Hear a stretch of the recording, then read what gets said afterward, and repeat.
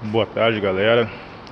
Hoje nós estamos aqui, ó, na oficina. Nós temos uma Z4 aqui, ó, tá? Modelo ano 2010, tá?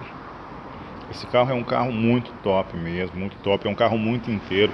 Esse carro aqui entrou para nós, um carro com 48 mil quilômetros, tá? É um carro bem inteiraço mesmo.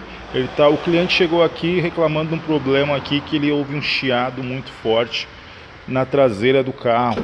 Ele não sabe dizer se é rolamento, o que é. Nós fizemos um exame mais apurado aqui, nós constatamos que o problema que ele está tendo é no diferencial, cara.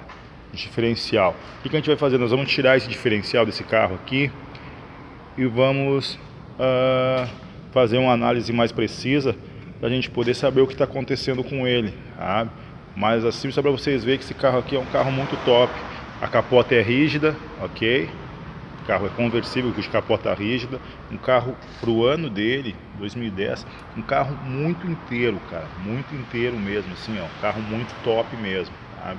Carro bacana pra caramba, sabe? Mas infelizmente tá com esse problema aí, ok?